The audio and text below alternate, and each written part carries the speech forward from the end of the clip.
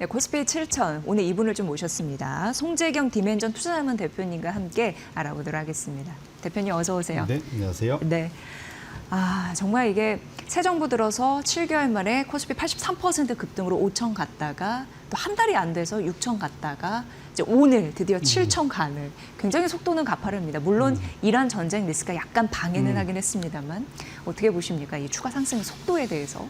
희한하게 이제 제가 여기 출연하는 때마다 5천 한 번 넘었던 것 같고, 네. 5천 때도 아마 그게 수요일이었을 겁니다. 예. 그리고 오늘 또 7천 넘는, 다행스럽게 이렇게 뭘까요? 운이 따르는. 네. 그러니까 기분 좋은 날 일단 이렇게 출연할 수 있게 돼서 정말 좀 뜻깊고 다행스럽게 생각한다. 일단 말씀드리고 싶고, 말씀 주신 대로 정말로 우리나라가 이 어려운 상황에서, 그러니까 전 세계적으로 이 중동전 때문에 소위 고유가 때문에 고생들하는 와중에 그래도 우리나라는 소위 이 반도체 전 세계에서 또 역대급으로 소위 한 세기에 볼까 말까한 그러한 투자 사이클에 사실상 최대 수혜국이 우리나라인 것 같습니다. 그래서 그런 정말로 천우신조라고 하죠. 그 위치에 이런 고유가를 뛰어넘을 수 있는 그러한 소위 반도체의 그러한 수출 이런 것들이 정말로 한마디로 우리나라는 운이 따른다 이렇게 봐야 될 것 같아서 정말 다행이고 기분 좋은 7천 시대인 것 같습니다. 네, 오늘 사실 삼성전자와 SK하이닉스가 해줘서 또 가능했잖아요. 맞습니다. 장중에 삼성전자가 50만 주 정도 외국인 매수가 들어왔더라고요. 그러면서 장중에 26만 원선 넘었고 SK하이닉스도 지난주 거의 후반 드라마틱하게 막 오르더니 또 추가적으로 오르고 160만 원 선까지 가기도 했고 여기서는 또 다양한 질문이 나올 수 있을 것 같아요. 지금 이 자리에서 누가 더 좋냐라는 질문도 나올 것 같고 둘 다 또 추가적으로 더 갈까도 궁금하고 어떤 분들은 너무 많이 올랐기 때문에 차익 실현해야 되지 않냐라는 우려감도 있을 것 같고 어떤 대답을 좀 해주고 싶으신지요?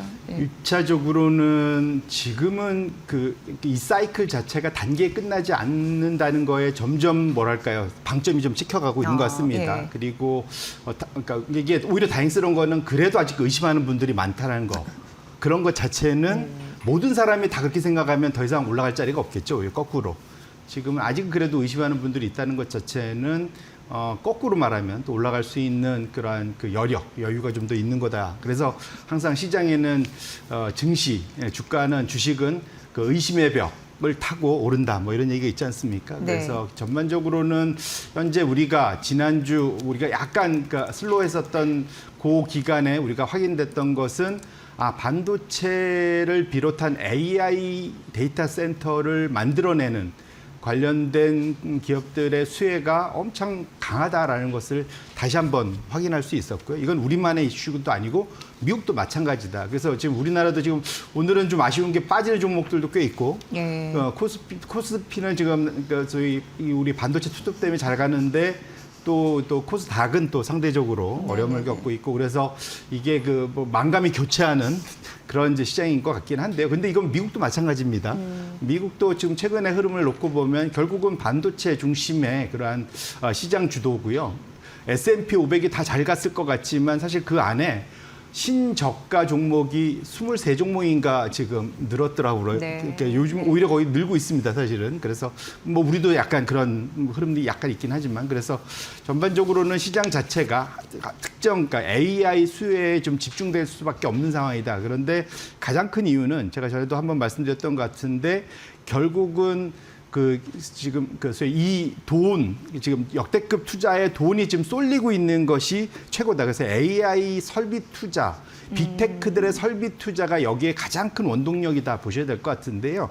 요거 다음 전 차트를 한번 열어봐 주시면 AI 빅테크 설비 투자 추이를 제가 한번 다시 갖고 와봤는데 이게 올해 올 초만 해도 제가 6천억 달러 얘기를 많이 했었습니다. 이제 소위 마이크로소프트 구글, 메타, 아마존 이 4개 기업, 색깔별로 다 다른데 이 4개 기업이 연초까지만 해도 한 6천억 달러, 이것도 엄청난 거였거든요. 한 70% 성장하는 걸로 예상하고 이게 6천억 달러 감이 안 오실 텐데 우리나라 돈으로 하면 현재 환율로 한 900조 원, 이 정도 조금 안 되는 그 정도 되는 돈인데요. 지금 보시면 이번에 1사분기 지나면서 이게 다 위로 올라가 붙었습니다. 더 업그레이드들이 되면서 지금 7천억 달러, 그러니까 그 소위 6,850억 달러에서 7,250억 달러 그 사이를 잡고 있거든요. 그러면 드디어 7천억 달러 중간값으로 보면 우리나라 돈으로 1,000조 원이 넘습니다. 네.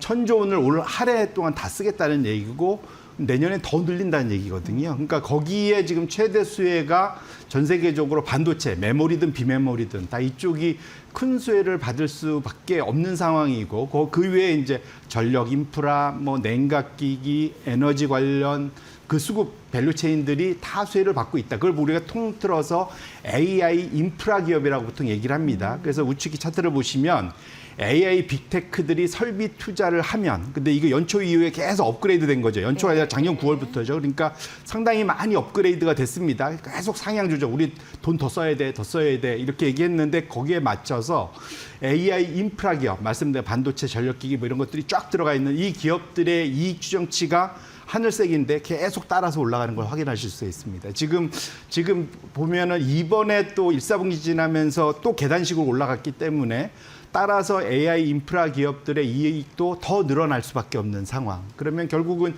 거기에서 지금 이제 시장이 확실히 집중하는 건 거기서 최대 돈을 버는 거는 역시 반도체구나. 예. 왜냐하면 이번에 저 올린 데서 구글만 우리는 지금 더 투자하는 이유가 돈을 더 잘 벌기 때문에 얘기했고 나머지 세계 기업들은 뭐 비슷한 얘기를 했긴 했지만 주로 뭔 얘기를 했냐면 지금 반도체 가격이 너무 올라서 우리 더 쓸 수밖에 없어요. 이 얘기를 했거든요. 결국은 이게 바로 연결이 됩니다. 그래서 전반적으로는 결국은 전 세계를 상대로 해서 돈을 쓸어 담던 빅테크들이 이제 주머니를 열고 AI 경쟁에서 살아남기 위해서 어마무시한 돈을 계속 쓰고 있기 때문에 그 수혜가 그대로 지금 어디에 꽂히냐면은 결국 우리나라 반도체, 전력기기 이런 회사들의 이익으로 그대로 연결되고 있기 때문에 이번 랠리 자체가 걱정은 될 수 있겠네요. 왜냐하면 차트만 보면 주가가 꼭 2000년도 닷컴법을 막 연상시키거든요. 네. 하지만 이유 있는 상승이다. 이익이 뒷받침되는 주가 상승이기 때문에 그래서 뒤늦게라도 지금 뛰어들려는 외국인들도 있다 보셔야 될 것 같고요. 어쨌거나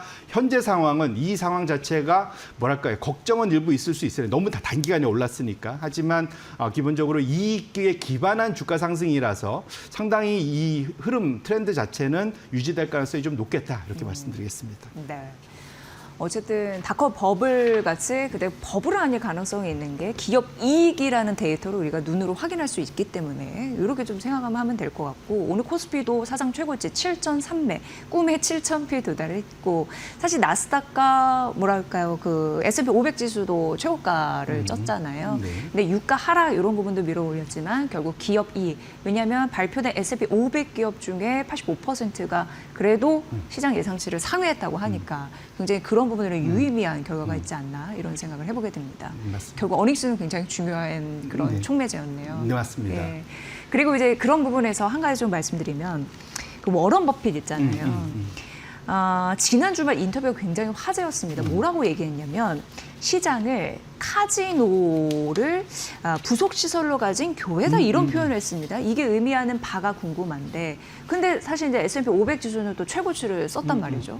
과연 누가 더 맞는 것일지 궁금합니다. 네, 대표님 그렇죠. 의견은 어떨까요? 일단 단기적으로 보면 무조건 시장이 맞겠죠. 시장이 주가가 잘 날아가고 있고 지금 워렌 버핏이 실제로는 이제 은퇴하고 완전 뒤로 물러선 회장직으로 물러서 있는 인 상태처럼 보이고 있고요. 그러니까 사실은 회장도 아니죠. 이제 완전히 뒤로 물러서 있는 상태로 보이는데 하지만 그래도 이제 그 조언들을 하고 있을 텐데 기본적으로 이제 벅셔 해서웨이 사실 미국의 전체 경제를 작은 그 지구가 작은 걸로 옮겨놓은 것이 어찌 보면은 벅셔 해서웨이의 포트폴리오다 이렇게 봐도 될 것 같습니다. 그래서 그들이 어떻게 투자하는지를 또 워낙 워렌 버핏이 장기간 잘 주식 투자를 해왔기 때문에 거기에 대한 기대가 큰 거고요. 그러니까 뭔가 말을 할 때마다 다 집중을 합니다. 그런데 다들 거기를 좀 미심쩍게 보는 이유가 뭐냐면 지금 역대급으로 현금을 쌓아놓고 있다는 거. 네. 그러니까 일부 종목들은 좀 줄여가면서 현금을 더미를 계속 쌓아서 얼마까지 지금 쌓았냐면 아까 우리가 700조, 7,000조 뭐 이런 거 얘기를 했는데 거기에 절반이 넘는 3,800조 원. 3,800억 달러. 어마어마한 돈이죠. 그러니까 지금 아마 미국의 단일 기업으로는 가장 많은 현금을 쌓고 있다고 봐도 무방할 정도의 돈을 쌓고 있고 결국은 근데 투자할 때를 찾고 있는 거죠. 그래서 현재로서는 투자에 대해서 뭐랄까 매우 보수적으로 보고 있다. 그럼 왜 그렇게 보고 있을까에 대한 고민이 당연히 있을 수밖에 없고 대체 워렌 버핏은 뭐를 기다리고 있고 뭐를 지금 걱정하느냐가 사실 시장에 당연히 관심일 수밖에 없는 상황입니다. 너 너무 잘 나가고 있는 것 같은데 왜 저럴까라는 이제 일차적으로 이제 뭐 조금은 편마하는 분들은 이제 워렌 버핏 이제 다 한물 간 거 아니야? 뭐 이런 이런 말씀도 할 수 있는데. 단기적으로는 뭐 그게 맞을 수 있는데 길게 놓고 보면 왜 워렌 버핏이 저런 고민을 하는지에 대한 그 이야기를 가만 생각해 보면 첫 번째 시장이 좀 과열돼 있는 건 맞는 것 같다. 너무 낙관적인 것 같다라는 거고요. 아까 카지노 딸린 교회를 얘기했던 것은 그것은 아마 제가 이해하는 바로는 제로데이 옵션 트레이딩 때문에 그런 것 같습니다. 그게 뭔가요? 제로데이 옵션 트레이딩은 이제 만기가 내일이면 끝나는 거. 네. 그래서 홀짝입니다. 오르든 내리든. 만약에 내가 제로데이 콜옵션을 샀으면 오르면 돈을 버는 거고요. 떨어지면 그냥 휴지되는 겁니다. 도박성 약간 느낌이 완전 도박이죠. 예. 사실은 이거는 그러니까 펀더멘탈이 아니라 내일 오를지 떨어질지를 그냥 체크해서 거기서 콜옵션 제로데이를 사든 풋옵션을 사든 이걸로 그냥 내일이면 결판이 나는 그걸 이제 제로데이 콜옵션이라고 하는데 이제 이거에 대해서 개인 투자자들이 어마어마하게 트레이딩을 하는 걸 보고 이게 이제 뭔가 미십니다. 이게 이제 그거잖아요. 그러니까 카지노인데 미십니다 하면서 내일 거에 대해 투자를 하니까 그래서 제로데이 콜옵션을 보고 카지노 딸린 이제 교회다 이렇게 얘기를 한 것 같은데요. 지금 차트가 열려 있지만 올해 내년에 대한 이익 증가율들의 전망이 엄청 큽니다. 네. 올해 19%, 작년도 이만큼 지금 성장을 했었거든요. 근데 올해도 이만큼 성장할 거라고 보고 있고 내년도 또 한 16% 거의 지금 10% 그러니까 10에서 20% 사이에서 계속 상당한 성장을 볼 거라고 그랬는데 과거에도 이렇게 성장을 한 적이 있었느냐? 평균적으로는 10년 평균은 한 8%대였고요. 네. 25년은 7%대, 거의 이제 76년 평균 보면 6%대입니다. 그러면 지금 작년, 올해, 내년까지의 이익이 이렇게 고성장할 거라고 전망하는 것은 기존 평균치의 두세 배를 뛰어넘는 엄청난 일들이 벌어진다라는 얘기를 하는 거고 여기에 왜 걱정들을 하냐면 통상적으로 이렇게 높은 성장을 보였던 건 그 전에 미리 역성장을 한번 해줬을 때 올랐었거든요. 네. 근데 이번에는 역성장 없이 이렇게 계속 간다고? 이번만은 다르다고? 시장에서 제일 위험한 그 표현이 이거잖아요. 이번만은 다르다. 이거 이제 세상에서 제일 비싼 5가지 영어 단어 그러면은 this time it's different라는 이제 이런 유명한 얘기 있지 않습니까? 그런 것들 때문에 이번에 되면 정말 좋긴 하겠는데 그러면 리스크가 전혀 없느냐? 여전히 있는 상황에서 지금 시장은 다 모든 게 잘 해결되고 무조건 이익은 잘 늘어날 거야. 라고 낙관적인 것만 있는 것 때문에 워렌 버핏이 주저하고 있는 거 아닌가라고 미루어 짐작을 해볼 수 있을 것 같습니다. 네. 그리고 실제로 오늘은 뭐 유가도 떨어지고 전반적으로 이익도 좋아지면서 뉴욕 시장 좋았고 우리 시장 좋았고 이랬지만 계속 올라갈 수는 없잖아요. 맞습니다. 급격히 오른 데에 대한 부담감도 있는 거고 그럼 증시가 조정을 받을 텐데 그런 조정의 빌미로 항상 작용되는 게 고물가, 고금리, 인플레이션 우려 이런 부분입니다. 맞습니다. 근데 이거는 아직 지워진 게 절대로 아니거든요. 맞습니다. 그런 의미에서 증시 하방 압력으로 작용할 가능성이 굉장히 있습니다. 이에 대해서 리스크는 어떻게 우리가 진단해야 될까요? 1차적으로 지금 이제 약간 5월, 6월이 그래서 되게 중요합니다. 이게 무슨 말이냐면, 호르무즈 해협이 막혔는데 생각보다 유가가 그렇게까지 우려했던 것만큼은 안 튀네. 이제 약간 이제 우리가 둔감해진 것도 있는데, $100면 뭐 견딜만한 거 아니야? 뭐 이제 이런 식의 생각들을 하게 됐습니다. 왜냐하면 주가가 올라가니까 거기에 대해서. 그런데 조심해야 될 게 뭐냐면 그 사이에 우리가 그러니까 하루에 지금 호르무즈 해협이 막히면서 전 세계적으로 13%의 공급이 사라져 버렸습니다. 네. 이게 그걸 이제 그 공급 양으로 따지면 1,400만 배럴 정도 되거든요. 네. 그러니까 하루에 1억 배럴 이상이 공급되다가 이것이 1,400만 배럴에 사라진 겁니다. 근데 그걸 뭘로 버텼냐? 작년 하반기 이후에 늘어났던 원유 재고로 지금 버텼어요. 그래서 맨 앞에 첫 번째 차트를 열어봐 주시면 원유 재고 자체가 상당히 작년 하반기에 정말 뭐랄까요? 상당히 다행스럽게도 2025년도에 회색선인데 많이 올랐었잖아요. 네. 저희 왜 올랐었냐면 잘 기억하시면 작년 6월에 미국이 이란 핵시설 파괴한다고 공격했었지 않습니까? 예. 그 다음부터 야 이거 뭔 일 일어나는 거 아니냐 싶으면서 중동 수출 국가들이 맞아요. 다 해상에다가 잔뜩 유조선에다 예. 다 실어서 내다 보낸 겁니다. 그러면서 해상에 쌓여있던 재고가 되게 많았었거든요. 근데 그거를 지금 야금야금 2달째 쓰고 있는데 지금 차트를 보시면 제가 하이라이트를 해놨잖아요. 5월, 6월로 가면은 지난 10년 원유 제일 바닥이 2020이었는데 그걸 뚫고 내려갑니다. 그러면 상당히 좀 뭐랄까요. 유가 그 13% 공급 차질이 이제는 피부에 와닿는 예. 실물 경제에 영향을 미칠 수밖에 없을 것 같고요. 그러다 보니까 항공사들 미국에 하나 파산했죠. 저가. 지금 유럽도 간당간당한 상황입니다. 이제 이런 일들이 소위 부채 많은 기업들한테 영향을 줄 수밖에 없고 더 이코노미스트에서 한 얘기에 의하면 네. 지금 만일 지금 이 13%를 그대로 유가로 좀 높여서 13%를 덜 쓰게 하려면 지금은 그래도 웬만큼 쓰고 있는 거거든요. 없게 쓰게 하려면 유가가 어디까지 올라가야 되느냐? 이론적인 가격이긴 하지만 거의 170달러, 167달러에서 최저, 많이는 460달러까지 올라가야 된다고 얘기합니다. 그러니까 지금 사실 원유 공급 차질발 유가의 그러한 쇼크가 아직은 시장에 완전히 와 있는 건 아니고요. 예. 지금 트럼프 대통령하고 이란 간의 지금 이 교착 상태, 이것이 장기화되면 될수록 지금 저 원유 재고 부족분에 대한 그 시간이 날로 다가오고 있기 때문에 이 5월 하반월로 갈수록 저 리스크가 좀 더 부각될 수 있다는 것을 우리 투자자분들이 유가를 좀 잘 체크하시면서 확인할 필요가 있겠다. 이것 자체가 아까 우려하셨던 고유가는 고물가로 연결되고 고물가는 고금리로 연결이 되거든요. 근데 고금리가 왜 문제가 되느냐? 지금 우리 AI 투자에도 문제가 됩니다. 네. 왜냐하면 AI 투자가 이제는 다 내가 다 돈 벌어서는 안 되고 우리 작년에 사모대출 이슈 때문에도 한번 난리가 났었잖아요. 지금 빚을 내서 지금 AI 투자를 같이 해야 되는 상황이기 때문에 그와 관련 부담이 커질 수가 있기 때문에 그렇게 놓고 보면 원래 시장에서 기대한 AI 투자의 그로스를 아이러니하게도 트럼프가 사실은 저희 고유가를 만들어내면서 이게 사실은 그 소위 찬물을 끼얹을 수 있는 상황이 분명히 있어서 우리가 이 AI 랠리를 즐기되 고유가가 지속될 거랑 오히려 더 튈 수 있는 것에 대한 리스크도 열어두면서 잘 관찰하면서 대응할 필요는 있겠다 이렇게 말씀드립니다. 네. 꿈의 7,000피까지 왔습니다. 그럼 또 우리의 과제는 7,000피 안착을 위해 또 힘을 쓸 텐데 거기까지 가는데 일정 부분 방해물이 있습니다. 없어진 것이 아니기 때문에 빛과 그림자 분석해드렸으니까 잘 참고해서 현명하게 투자 전략 대응해 보시면 될 것 같습니다. 오늘 송재경 디멘전 투자자문 대표의 분석으로 여러분 함께 들으셨습니다. 고맙습니다. 네.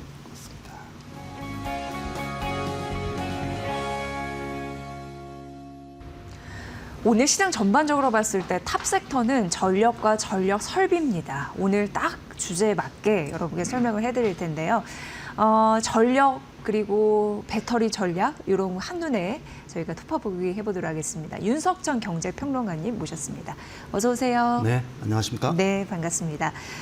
일단 오늘 엠버 보고서를 통해서 전략적인 에너지 쪽 분석을 해주신다고 네네네. 들었는데 태양광부터 또 봐야 할 필요성이 있을 것 같습니다. 이제 전반적으로 엠버 보고서가 뭔지부터 설명 좀 부탁드릴게요. 이게 네. 영국의 그 기후 뭐 그런 정책에 관한 싱크탱크라고 얘기할 수가 있는데요. 네네.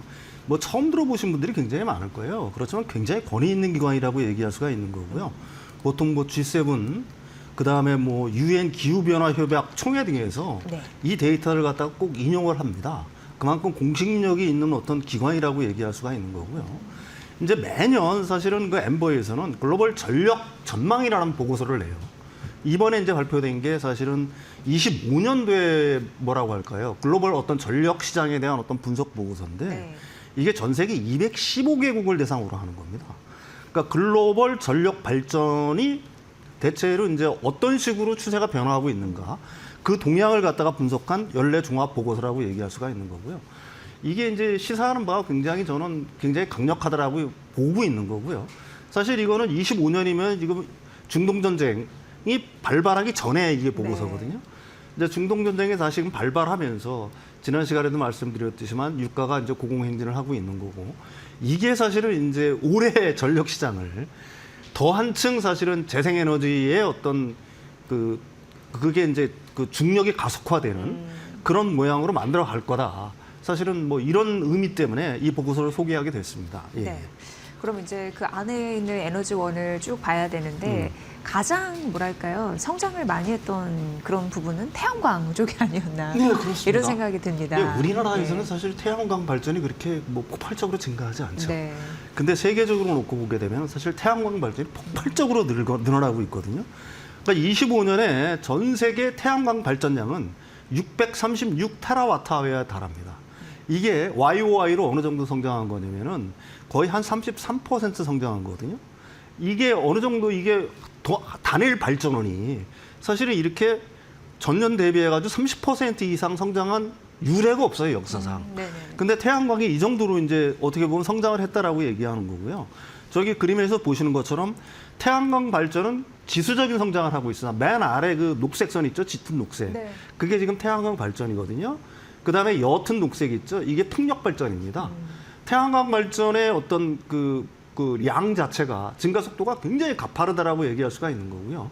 이미 풍력을 앞질렀고 그다음에 지금 어느 정도 수준에까지 와 있냐?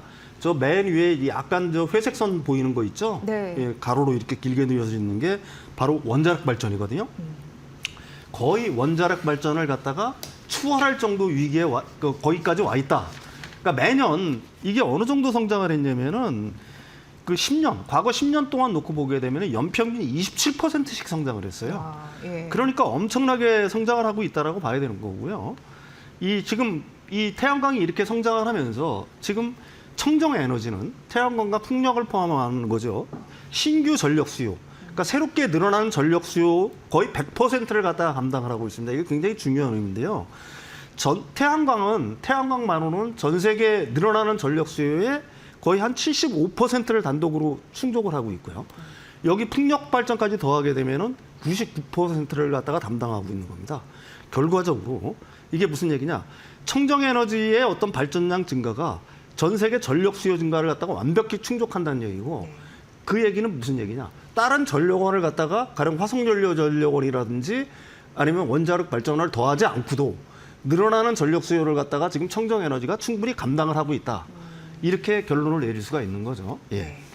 근데 이제 나라 중에 사실 이렇게 청정 에너지를 이끌고 있는 곳이 또 뚜렷하잖아요. 네, 그러니까 그렇습니다. 중국도 그렇고 네. 뭘 봐야지 좋을까요? 우리가 네. 그 사실은 신흥국들, 특히 그 인구 대국인 중국이라든지 인도의 경제 성장이 가시화되면 화석연료 사용량이 엄청 늘 거라. 그래서 지구의 이산화탄소가 폭발할 거라는 얘기들이 굉장히 많았죠. 근데 의외로 사실은 지금 세계의 어떤 청정 에너지 붐을 이끌고 있는 국가는 바로 중국과 인도라고 대별할 수가 있는 겁니다. 예, 그렇습니다. 중국의 화석연료 발전은 2015년 이래 처음으로 하락했고요. 그 이유가 뭐냐? 바로 태양광의 붐 때문에 그렇습니다.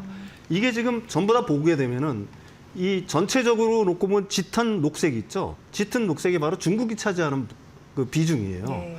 전체 그 태양광 설치가 전 세계 태양광 설치가 지난해 647기가와트아워 정도, 647기가와트아워였거든요. 근데 이 중에 중국 설치량이 얼마냐? 378기가와트입니다. 그러니까 전 세계 그 태양광 발전의 58%를 중국이 감당했다는 얘기예요. 예. 풍력 설치량도 저기 보시면 알겠죠. 오른쪽에 풍력이거든요.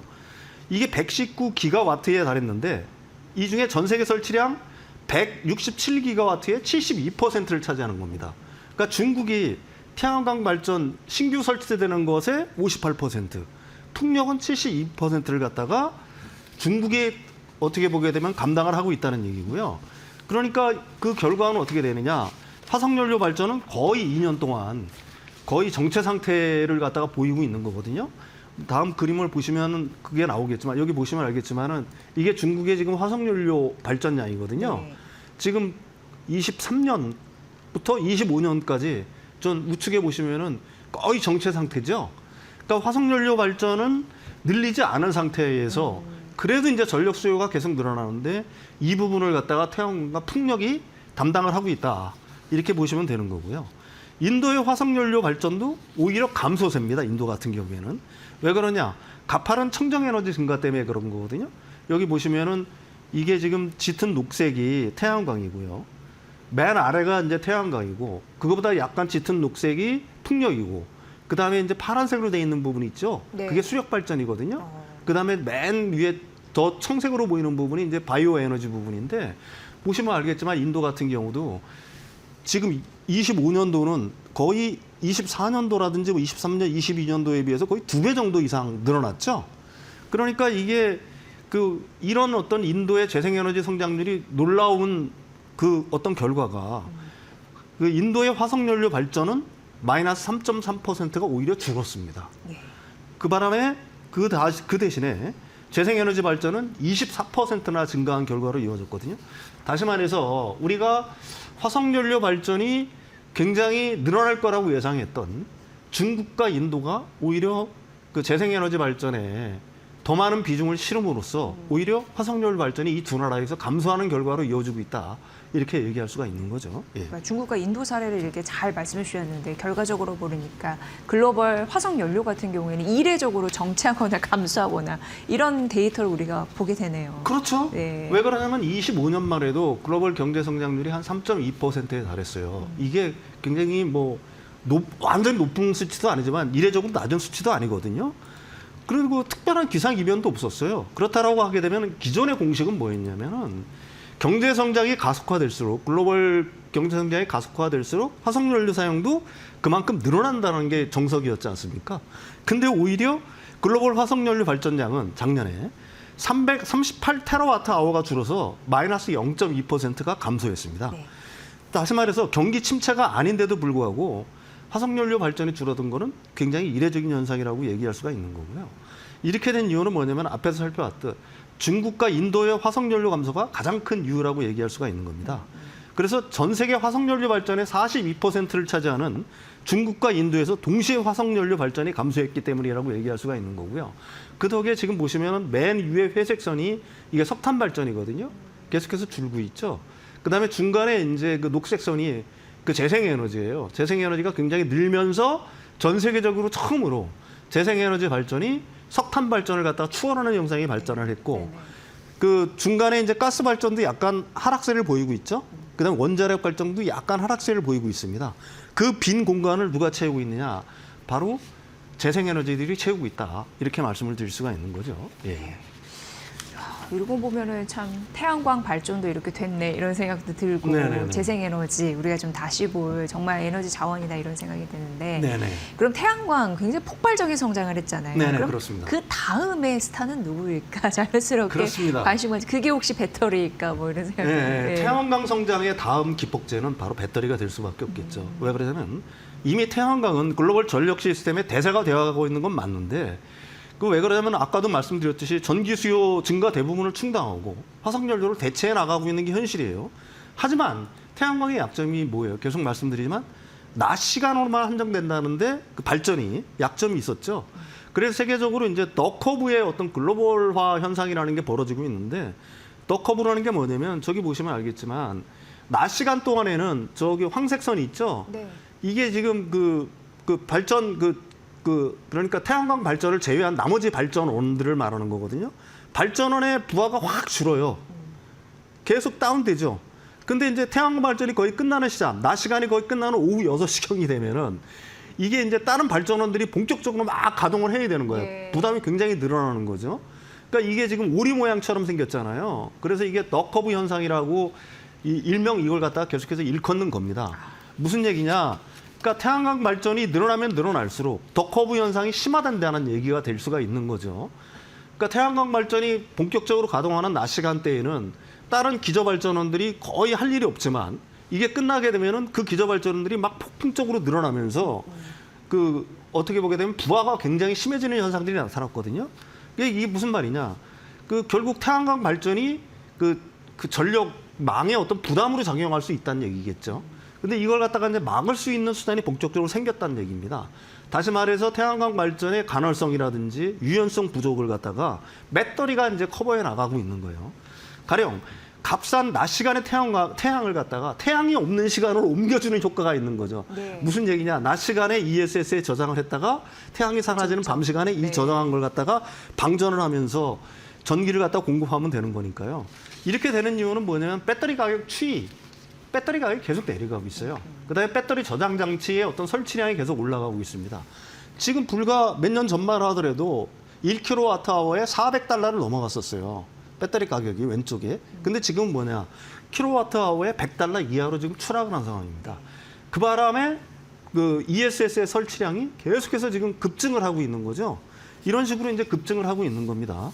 따라서 지금 현재 상황은 어떠냐? 배터리 설치량 급증에 따라 신규로 설치되는 태양광 발전의 14%를 갖다가 시간 이동을 할 수 있게 된 겁니다.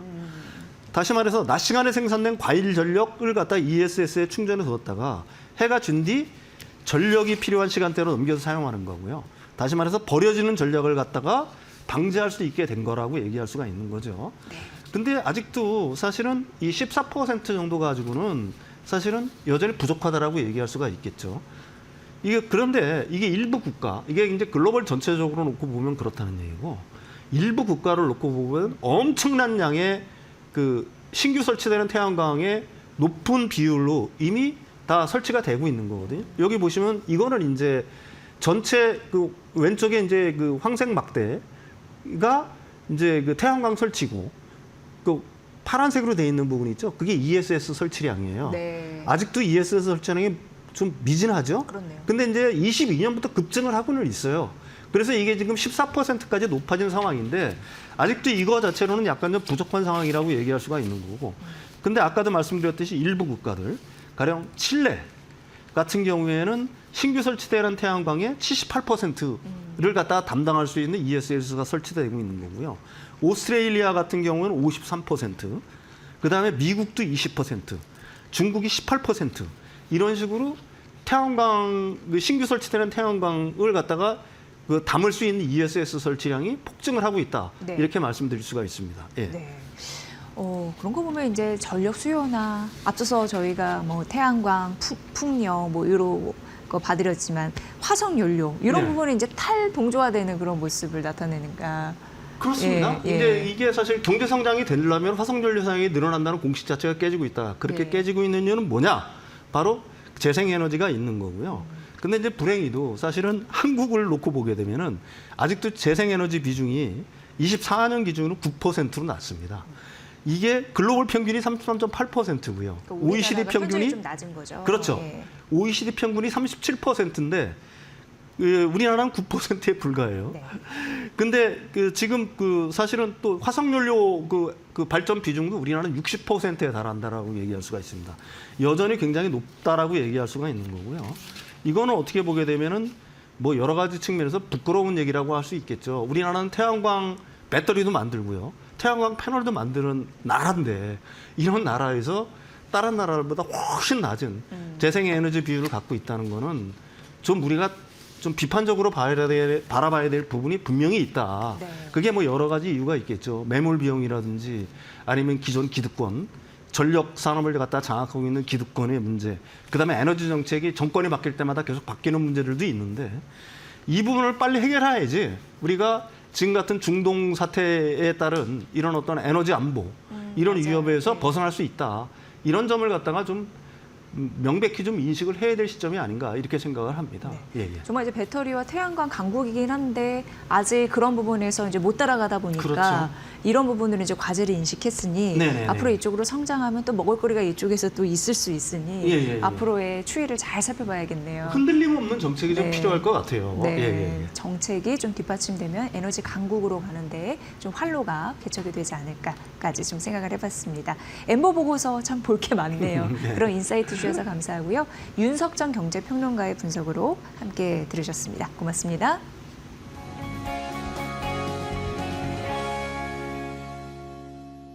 네, 코스피 7,500 시대입니다. 여러분도 같이 수익을 내셔야죠. 투자 수익 낼 수 있는 방법, 리스크 점검 이런 부분 좀 해드리겠습니다. 오늘 이 시간은요.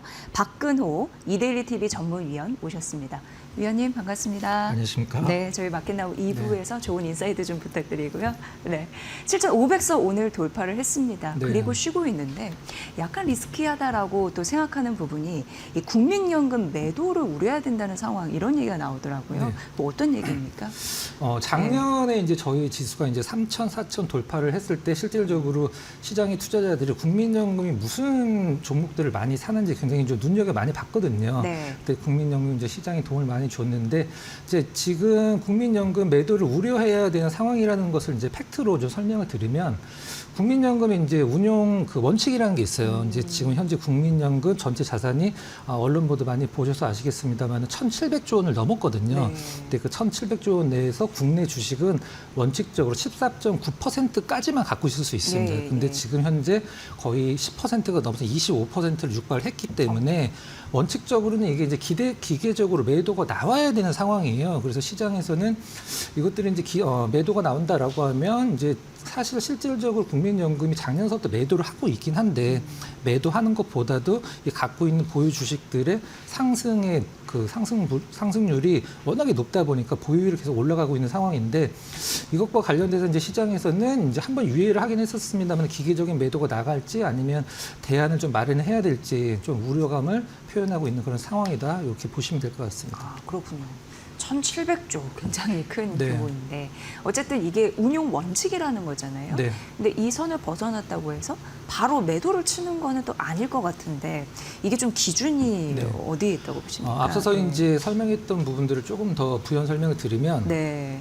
14.9%까지만 갖고 있을 수가 있습니다. 근데 이게 좀 약간 25년도 대비해서 줄은 거긴 한데 지금 현재 국민연금 운용 원칙은 이제 외국 주식은 좀 늘리고 국내 주식은 줄이는 게 원칙이긴 한데 14.9%에서 5%까지는 유예를 해줍니다. 네. 이건 좀 넘어도 된다. 예. 이게 이제 그게 이제 운용 원칙인데, 근데 지금 이제 넘어도 너무 많이 넘었기 때문에 그렇다라고 하면 14.9%에서 지금 현재 25% 가까이 가 있으니까 여기서 5%는 빼주고 나머지 5%는 매도를 해야 되는 상황인데 그 5% 금액도 1,700조 원에서 5%면은 80조 원이 훨씬 좀 80조 원이요? 넘거든요. 그게 이제 매도가 네, 나올 네. 수 있는 상황이라 이런 부분들이 이제 시장에서 우려가 되고 있는 상황인데 국민연금이 이제 이번 5월 달에 4차 기금위 회의를 여는데요. 이 4차가 가장 중요한 게 왜 중요하냐면 5월 달에 였는 기금위에서 앞으로의 이제 기금을 어떻게 운영을 할지 결정하는 게 5월 달 기금이에요. 굉장히 중요하네요. 그렇죠. 그래서 이번에 5월 달에 기존에 이제 1월 달에 연장을 한번 시켰거든요.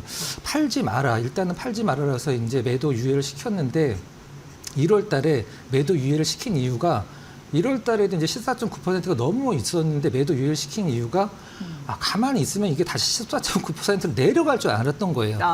자연스럽게. 그렇죠. 근데 네. 주식시장이 더 올라가 버리는 바람에 일단은 좀 넘어도 한참 오버가 된 상황이라 5월 달에 이제 기금위에서 이제 기계적인 매도를 할지 아니면 다른 대안을 어떤 좀 논의를 할지는 좀 지켜봐야 될 것 같습니다. 그거면 이제 투자자 입장에서는 별로 달갑지 않은. 그렇죠. 왜냐하면 네. 매도 치면 한 80조 원이라고 하니까 이렇게 잘 가는 장에 찬물을 뿌리지 않을까 싶은데 그런 만에 하나 뭐 그럴 가능성이 좀 높긴 하지만 판다고 치면 네네. 투자자 입장에서는 어떤 종목을 좀 조심해야 되는 건가요? 가장 중요한 예. 부분이죠. 예. 사실 국민연금 입장에서는 이 장부상 이익은 아무 소용이 없거든요. 이제 수익을 실현해야지만 중요한 부분을 매도를 하긴 해야 되는데 그렇다라고 하면은 이제 어떤 종목군들을 가장 많이 매도를 할까? 이건 이제 원칙적으로 생각을 해보면 가장 많이 갖고 있는 종목을 매도를 할 가능성이 상당히 높은 거죠. 기본적으로는.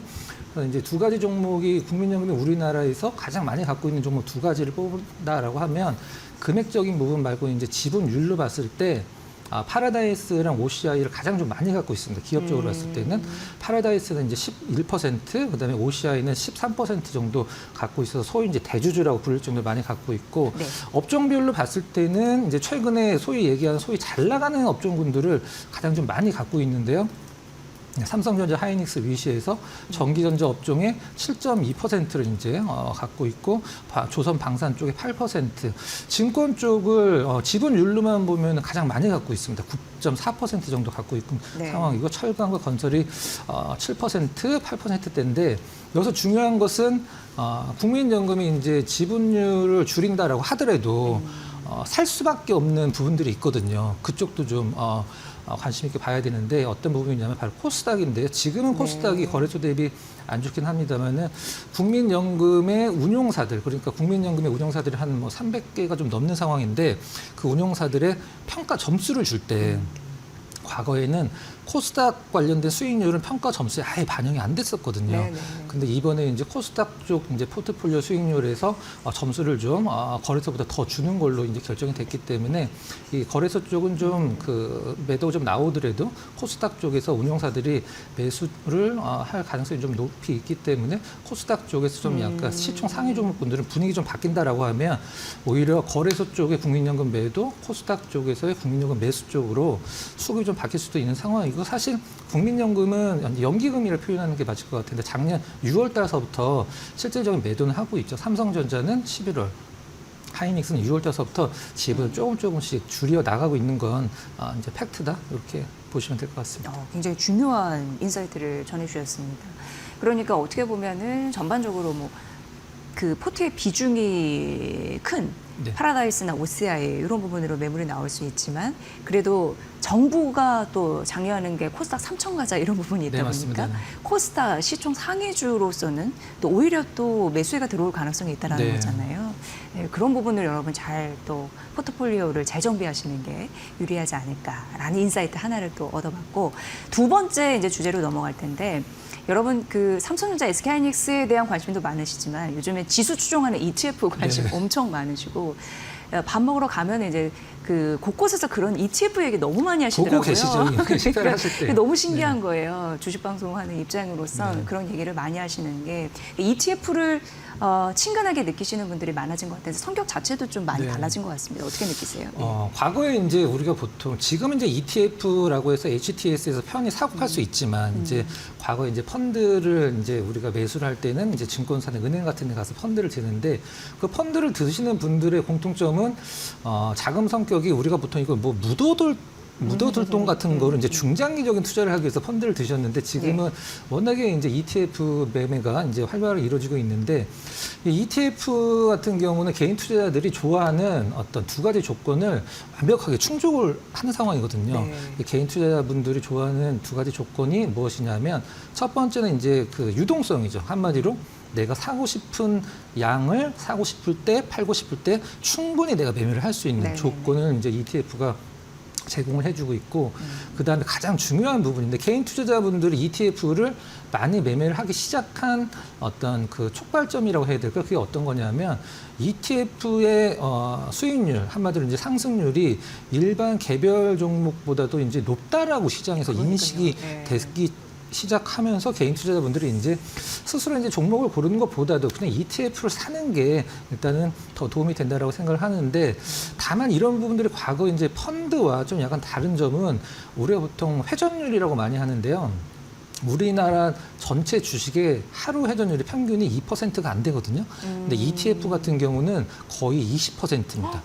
그러니까 ETF 100주가 있다라고 하면 예, 예. 20주의 주인이 매일 바뀐다라는 뜻이에요. 레버리지 같은 경우는 회전율이 거의 30%에 육박할 정도로 한마디로 좀 단기 매매의 어떤 그 새로운 장을 열어준 게 ETF다. 이렇게 볼 수밖에 없는 상황입니다. 네, 마치 하나의 종목처럼 들어갔다 나왔다 들어갔다 네. 나왔다 네. 이렇게 된장 묵히듯이 그런 게 아니야 예전같이 네, 이제 많이 맞습니다. 그런 인식이 좀 달라지지 않았나. 근데 그만큼 또 수익률을 여기서 얻으니까 네. 매력적으로 보지 않나 이런 생각이 드는데 물론 긍정적인 부분도 있겠지만 약간 부정적인 부분도 있을 것 같거든요. 네. 리스크라고 해야 될까요? 네, 뭐 있을까요? 저는 네. 이것을 굳이 이제 부정적으로 보지는 않는데 네네. 시장에서는 굉장히 부정적으로 보는 부분이 있어요. 네. 그러니까 한마디로 이제 바뀌었다라는 거죠. 어떤 게 바뀌었냐면 우리가 보통 웩도독이라고 해서 이제 꼬리가 몸통을 흐르는 현상이 지금 ETF에서 나와주고 있는 상황인데요. 과거에는 이제 뭐 어떤 패시브 ETF다 그러면은 이제 거래소의 시가총액 높은 종목군들이 쭉 담아져 있으면 그런 종목군들이 상승을 하면 ETF의 흐름이 이제 따라서 올라가는 게 원칙이었다라고 하면 지금 이제 바뀌었죠. ETF를 매수를 하면서 ETF가 이제 자산운용사를 통해서 이제 매수가 들어오면 관련주들이 굉장히 큰 급등과 급락을 하고 있는 상황인데요. 삼성전자, 하이닉스, 현대차만 보더라도 이 ETF가 갖고 있는 물량이 상당하거든요. 엄청 많네요. 네, 삼성전자만 하더라도 이제 거의 2.7% 정도 네, 갖고 있고 네, 네. 하이닉스가 3%, 현대차는 3% 갖고 있는데 이걸 이제 눈을 조금 돌려서 코스닥 쪽으로 간다라고 하면은 이거는 굉장히 많이 담고 있는 상황이거든요.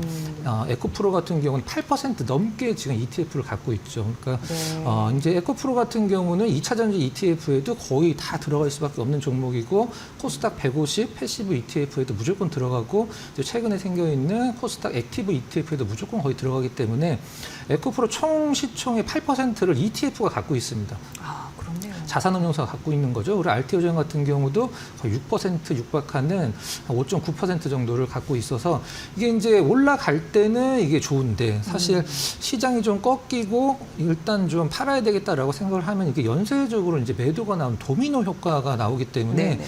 여기 관련된 종목군들이 상당히 좀 뭐 급등도 좋긴 합니다만은 우리가 뭐 급등이 있으면 또 급락이 있는 거니까 네. 저는 이걸 뭐 나쁘게 보진 않습니다만은 그래도 이렇게 좀 자산운용사들이 ETF를 통해서 관련주들을 좀 많이 갖고 있구나. 이 정도는 좀 알고 ETF를 좀 투자를 하시는 게 옳다. 이렇게 좀 말씀을 드려보도록 하겠습니다. 네, 하나의 변동성을 일으킬 수 있는 주범이 될 수 있다라는 게 네. 어떻게 보면은 좀 부작용 중에 하나인데 긍정적인 좀 시장 환경이 좀 조성이 돼야 될 것 같습니다. 어쨌든 개인 투자자들이 ETF 상품을 많이 이렇게 매수하고 관심 갖는 건 심리적인 작용이다 이렇게 볼 수 있는 걸까요? 네. 앞서서 말씀드렸던 부분을 좀 약간 반복을 한다라고 하면 개인 투자자들이 만약에 개별 섹터나 종목군들을 매매를 해서 ETF보다 더 수익을 많이 낼 수 있다라고 생각을 하거나 자신 있다라고 하면 ETF 매매가 이렇게 늘어나진 않았을 거라고 생각을 하고 네, 있거든요. 네, 네.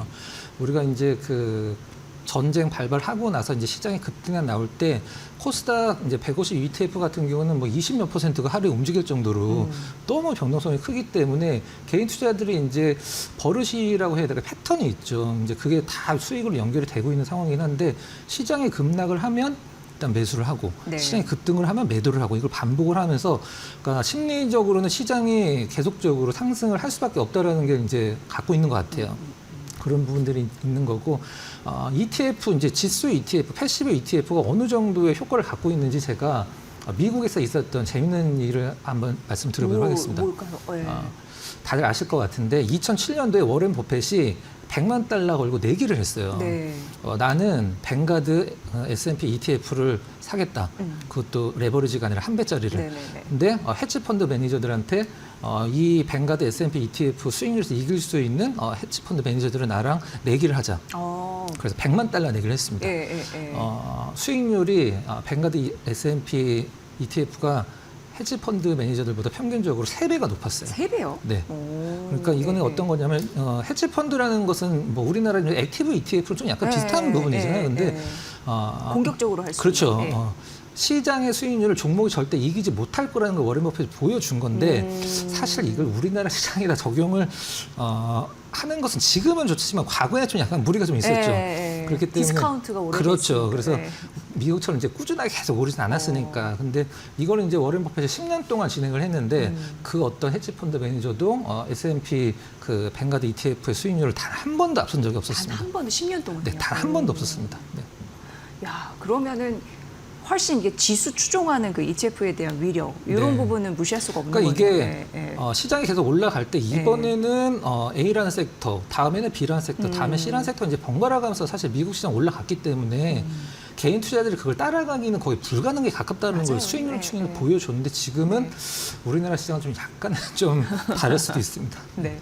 아니, 그 위원님께서 말씀하실 때 되게 의미 있게 들었던 게 그때 한번 그 코스피 잘 가고 막 4천에서 5천 막 넘고 그리고 이제 코스닥도 한번 가자 이랬을 때뭐 코스닥 ETF, 그러니까 레버리지 이런 상품 네. 같은 경우에도 막 상한가 거기 가고 막 네, 그런 맞습니다. 두 자리 너무 놀랬거든요. 근데 그게 전 증권사가 같이 움직이는 그만큼 관심이 많았는데 지금 와서 딱 보니까 약간 뭐랄까요 코스닥 액티브 ETF 같은 경우에는 수익률이 좋지는 않는 것 같아서 약간 이런 부분에서 또 불만이 또 많으신 인기가 많이 분이시죠. 떨어졌습니다. 예. 지금 현재. 지금 예, 처음에 이제 삼성이랑 그 타임폴리오가 나오고 좀 뒤늦게 이제 하나가 이제 코스닥 ETF, 액티브 ETF를 내놔서 삼성사라고 보통 얘기를 하는데 그 세 개 운영사들의 어떤 운영 방식이 너무 다릅니다. 너무 달라서 이거는 이제 그냥 코스닥 액티브 ETF라고 해서 무조건 이제 그쪽을 접근하는 게 아니라 삼성의 어떤 성격과 타임의 성격과 하나의 성격을 잠깐 좀 설명을 드리면 요거 재밌겠네요. 네. 삼성 같은 경우는 일단은 시총 상위주들 좀 많이 담아놓는 성격이에요. 삼성이. 네, 바이오도 좀 많이 담아져 있고, 그다음에 아직까지는 1위는 이제 성호전자를 유지를 하고 있는 것 같은데, 두 번째로 가장 그 관심이 높았던 게 기대치가 높았던 게 타임폴리오였었거든요. 타임폴리오 같은 경우는 그 대표 되시는 분이 개인 투자자로서 이제 엄청난 이 수익률을 기록한 기록을 갖고 있는 분으로 네. 유명한데.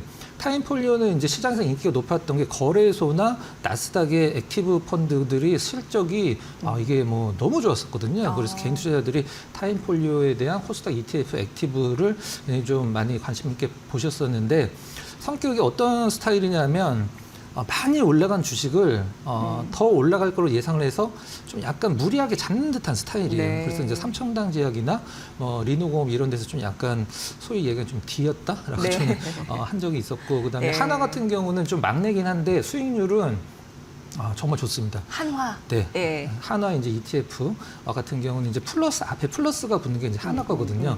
한화 플러스 이제 코스닥 액티브 ETF 같은 경우는 어떤 전략이냐면 최근에 이제 뭐 광통신 이런 부분들, 뭐 콘덴서, 이제 캐퍼시터 이런 종목들도 상당히 많이 갔잖아요. 종목을 사놓고 액티브 ETF임에도 불구하고 안 팝니다. 안 팔아요? 상위를 굉장히 오랫동안 유지를 시켜요. 포트폴리오 상위 비중들을. 그래서 타임 같은 경우는 굉장히 많이 사고 팔고를 하는 스타일이고, 하나 같은 경우는 좀 이거다 싶으면은 이걸 좀 약간 장기적으로 그렇죠. 가시는 좀 끌고 가는 듯한. 그래서 한화가 수익률 현재까지 가장 좋은데 공통점은 코스닥 수익률에 전부 다 못 미친다. 이렇게 보면 될 것 그렇군요. 같습니다. 그 안에서 이렇게 경쟁을 네. 하는데 어쨌든 그런 부분으로서 우리가 그러니까 그것도 이제 각 사마다 이렇게 비교 분석하는 것도 재밌네요. 네. 앞으로도 그런 인사이트 좀 부탁드리고요. 그럼 ETF 투자자분들이 좀 참고하면서 전략적으로 가면은 수익률을 좀 괜찮게 가져갈 수 있는 방법이 있다면. 예. 최근에 이제 ETF가 관심이 뜨겁다 보니까 이제 언론 보도도 굉장히 많이 나오고, 무슨 ETF가 이번 주에 수익률 1등이다, 무슨 ETF에 뭐 개인 투자자 자금이 가장 많이 몰렸다, 네네네. 이 기사가 굉장히 많이 나오잖아요. 네. 그것을 딱 하나의 앱으로 모든 것을 참고해서 기사들이 다 나오는 거거든요. 그게 이제 코스콤에서 나오는 코스콤 ETF 체크라는 앱이 있는데, 물론 PC에서도 볼 수 있죠. 이 코스콤 ETF 체크를 들어가면 현재 우리나라에서 이제 ETF가 이제 어떤 테마별로 이제 정리가 돼 있고요. 수익률별로 일주일 수익률은 어디가 높고, 한 달 수익률은 어디가 높고, 그다음에 어떤 ETF들은 뭐 외국인 기관, 개인이 어떻게 사고 있고 싹 정리가 돼 있는 게 코스콤 ETF 체크라는 앱인데, ETF 체크는 그 ETF를 투자하시는 분들의 광고하는 것 같긴 한데 선택이 아니라 이제 필수 앱이에요. 무조건 ETF 투자자분들은 ETF 체크라는 앱을 보셔야 됩니다. 이거 반드시 보고 전략을 세워야 돼요. 네, 네. 예. 그러니까 어떻게 보면은 ETF 전략 세울 때 누구 말을 듣는 것도 중요하지만 네. 본인이 직접 가서 이런 현황을 좀 파악하는 거, 시세 현황을 파악하는 맞습니다. 거 한눈에 볼 수 있다고 하니까 좀 알짜 정보인 것 같습니다. 이런 거 좀 체크해 두시고요. 지금 우리 그 새 정부 들어서 7개월 만에 이제 5천 갔고, 또 한 달 만에 6천 갔고, 그리고 한 3개월, 4개월 만에 이제 7천 갔고, 오늘 7,500 갔습니다. 굉장히 가파르게 오른 만큼 앞으로 더 갈 거라고 생각하시는 분들도 있고, 그럼에도 불구하고 삼성전자, SK하이닉스 너무나 싸다라고 하시는 분들 네. 굉장히 많고, 굉장히 혼란스럽거든요. 네, 사실 개인 투자 이런 장을 본 적이 없어서 위원님은 어떻게 이 시장을 대해야 된다고 보십니까? 이건 예. 참고로 이제 네. 여담이지만 삼성전자 하이닉스가 얼마까지 갈지는 그 주주분들보다 안 갖고 계신 분들이 더 궁금해하시더라고요. 배 아파서? 그렇죠, 맞습니다. 근데 네. 앞서서 잠깐 앵커께서도 운을 띄워주셨는데 한 번도 경험을 해보지 못한 장이죠. 우리나라 투자자분들, 그다음에 리서치 센터장분들 위시해서 지금 장은 그 누구도 경험해보지 못한 장이기 때문에 이게 이렇게 된다 저렇게 된다 사실 섣불리 얘기하는 것은 굉장히 좀 힘든 부분이 있어요. 네. 하지만 제가 이제 말씀드리고 싶은 부분은 삼성전자, 하이닉스를 위주로 좀 말씀을 드리면 뭐 지수도 뭐 해당이 되긴 합니다만은 삼성전자, 하이닉스가 어느 가격까지 올라갈지, 그리고 언제까지 올라갈지, 그다음에 분기 실적, 연간 실적이 얼마만큼 나올지는 저는 중요하다라고 생각하지 않습니다. 그럼요. 가장 중요한 것은 네. 삼성전자, 하이닉스, 그다음에 우리나라 지수의 이 어떤 크랙, 어떤 결함을 만들 수 있는 금을 내게 할 수 있는 리스크 요인이 무엇인지라고 생각을 하는 게 더 중요하다고 네. 생각을 하고 있어요. 아. 그러니까 그게 나오기 전까지는 시장을 조정을 주더라 계속 간다는 뜻인데 그게 이제 어떤 거냐라고 이제 저한테 물어보신다라고 하면 이번에 그 증권사에서 이제 하이닉스 이제 그 투자이익 하향 리포트 하나 네, 나왔잖아요. 네. 거기서 딱 두 가지를 팩트로 꼽았는데 이제 첫 번째는 사실 뭐 하이닉스와만 상관이 있는 거니까 HBM4의 수익성 저하 이제 맨 밑에 있는 베이직 다이, 로직 다이를 TSMC에서 사서 쓰기 때문에 그 부분은 이제 수익성 저하를 얘기를 한 거고 그 다음에 나온 게 가장 중요하다고 생각을 하고 있습니다.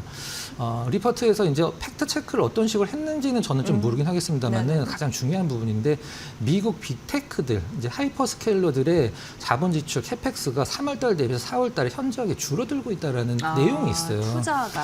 그렇죠. 근데 네. 그게 우리나라 시장에 지금 삼성전자, 하이닉스를 견인하는 어떤 가장 큰 원동력인데 그 부분이 팩트 체크가 어떻게 된지는 모르긴 하겠습니다. 그게 이제 시장에서 노출이 되면서 이슈화가 됐을 때 조금 이제 뭐 생각보다는 좀 재미없는 향이 올 수도 있다. 이렇게까지만 표현을 하도록 하겠습니다. 네. 사실 상단이 열려버리면 어디까지 갈지는 아무도 모르는 그렇죠. 거잖아요. 근데 이럴 때일수록 조심하라라는 부분, 발목을 잡을 수 있는 요인, 그게 뭐 캐펙스, 자본 지출의 감소 이런 시그널이 나오면 약간 빨간불이 켜졌다고 보면 되는군요. 네. 네, 오늘 이제 박근호 위원님과 처음으로 이렇게 진행을 해봤는데 굉장히 시장의 요소요소를 잘 분석을 해주셨습니다. 앞으로도 우리가 이 가지 않은 길에 있어서 굉장히 중요한 부분 잘 짚어주실 거라고 믿고 다음 편도 또 기대 많이 해보도록 하겠습니다. 오늘 같이 해주신 분 박근호 이데일리 TV 전문위원이었습니다. 위원님 잘 들었습니다. 고맙습니다.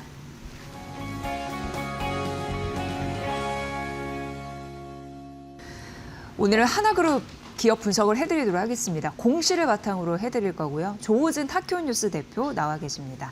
어서 오세요. 예, 안녕하세요. 네, 저희가 뉴스에서는 듣긴 했는데 하나 에어로스페이스가 한국 항공우주의 지분을 추가적으로 매입한다라는 이슈입니다. 예. 어떻게 보셨습니까?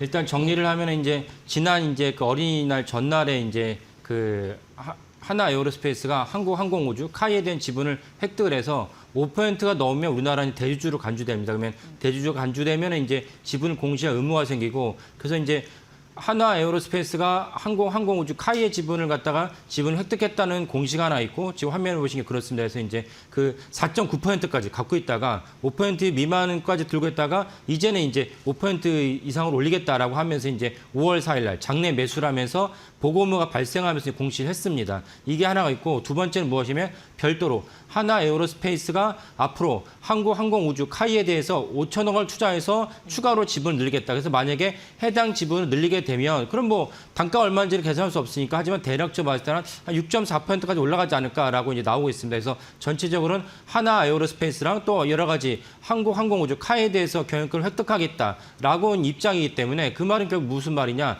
하나 에어로스페이스 단독으로 한국 항공우주의 다른 자녀 지분을 갖다 취득할 수 있지만 하지만 그렇지 않고 하나그룹의 여러 계열사들 동원해서 뭐 거기에 미국 법인까지 포함해서 그렇다면 이제 하나그룹 전체가 카이에 대해서 그 지분을 인수해서 그 윤석열 정부 초기에 기억하시겠지만 그때는 이제 지금의 하나오션이 하나그룹 계열사가 아니었습니다. 그 당시에는 이제 하나오션이 대우조선해양이라고 산업은행에 그 갖고 있던 그 회사였는데 이걸 갖다가 전격적으로 하나그룹에 인수를 하면서 마침 조선에 대해서 그 사이클에 올라서고 그다음에 트럼프 대통령이 한국 조선업이 자국의 조선에 부응을 하는데 도와달라라는 요청이 오면서 우리나라 조선업이 엄청난 주가가 이제 상승 사이클을 거뒀는데 마찬가지로 이명박 정부 초기에 하나그룹에 이제 한국 항공우주 카이에 대해서 지분을 인수해서 아마 경영권을 획득하고자 이렇게 이제 발걸음을 내고 있습니다. 이거는 아마 실질적으로 이제 이루어질 거를 보는데 이 부분이 실제적으로 이루어질 것을 보는데 이 부분이 맞는지도 타당하게 좀 보도록 하겠습니다. 네. 근데 이제 지분 취득 이슈에 대해서 말씀해 주셨는데 단순히 이게 차익 실현의 의도는 아닌지 뭐 이렇게 생각하시는 분들도 계시더라고요. 대표님 예. 보시기에는 어떻게 판단하십니까?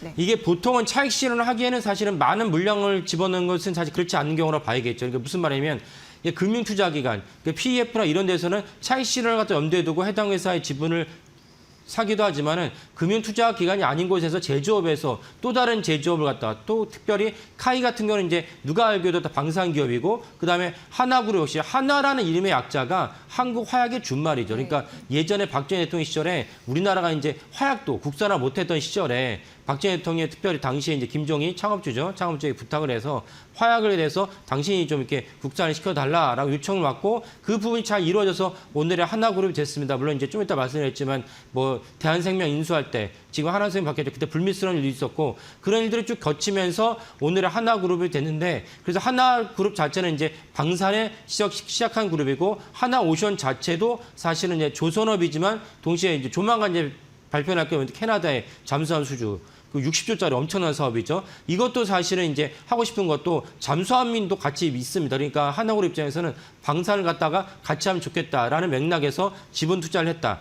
카이에 지분 투자를 했다. 근데 단순하게 지분 투자한 거 아니냐라고 볼 수도 있지만은 공시에 명확하게 나옵니다. 뭐라고 나오냐면 이번에 지분 투자한 것에서 5%가 넘긴 이유는 경영권 획득을 위함이다라고 분명히 나와 있어요. 그러니까 그런 걸로 봤을 때는 하나 에어로스페이스가 카이에 대해서 한국항공에서 지분을 갖다가 엄청난 돈을 집어넣어서 단순하게 카이가 수익률이 좋거든요. 계속 올라가고 있고 전체적으로 트럼프 대통령 때 방산 산업에 대한 우호적인 전망이 쏟아지고 있으니까 차익 실현을 위해서 카이 지분을 획득한 것이 아니냐라는 전망도 있긴 하지만 하나 에어로스페이스 명시적으로 지금 화면을 보신 대로 경영권에 영향을 주기 위해서 이번에 지분을 획득했다. 경영권에 영향을 주려면 가장 형식적으로 중요한 것이 무엇입니까? 이사회에 진입을 해서 나의 뜻에 맞는 이사들이 포진하는 것이 중요합니다. 그런 관점에서 분명히 나와 있죠. 경영권에 영향을 줘서 이사회 등의 그 중요한 결정에 내가 영향을 끼치고 싶다라고 분명히 발표를 했기 때문에 이 부분에 대해서는 하나 에어로스페이스 카이를 인수하려 한다는 것은 이론의 여지가 없는 것 같습니다. 그리고 실질적으로 제가 한번 말씀드린 적이 있는 것 같긴 한데 윤석열 정부 초기에 하나오션을 인수한 다음에 하나 에어로스페이스가 동시에 또 카이도 인수하려고 했습니다. 당시 했지만 이제 여러 가지 뭐 일이 있어가지고 결국 뜻을 이루지 못했고 그러다 이재명 정부 첫해 다시 카이를 인수하겠다고 이제 그 선언했다라고 보시면 될 것 같습니다. 네, 사실 뭐 최근에 방산율 수익률이 너무 좋기는 했었잖아요. 그래서 그런 또 얘기가 나오는 법. 한 것 같습니다. 그럼 여러 가지 근거를 찾아봐야 될 텐데 결국 이제 하나그룹이 한국 항공우주의 거의 이제 최대 주주가 된 셈이죠. 예, 그러니까 네. 실제 형식적으로는 최대주는 아니고 형식적으로는 이제 수출입은행이 최대주고 그다음에 네. 국민연금이 있고 그다음에 미국계 투자 기관인 피델리티가 또 이제 세 번째 주주를 했습니다. 하지만 민간 자본, 국내 민간 자본을 치면 이제 하나 에어로스페이스가 카이의 최대주로 봐야 됩니다. 그런 점에서도 이 오늘의 이제 공시랑 지분 획득은 이제 눈여겨봐야 될 대목이 여겨지는데 그 실제로 그러면 하나 에어로스페이스가 카이의 지분을 획득을 해서 획득하는 거야 뭐 장중에 이제 매수하는 거 상관없는데 문제는 경영권을 인수하는 것이 과연 순조로울 것이냐 또한 순조로울 뿐만 아니라 과연 타당한 것이냐라는 두 가지 점에서 우리가 점검할 필요가 있다고 생각을 합니다. 네. 그러니까 간주할 수 있다 이렇게 좀 표현을 바꾸는 게 더 올바른 것 같네요. 그리고 뭐 여러 가지 절차는 있어 보입니다. 뭐 정부의 승인이 필요한 그런 대목도 있고 어떻게 좀 이해를 하면 좋을까요? 앞으로 이 사안을 보는 데 있어서. 예.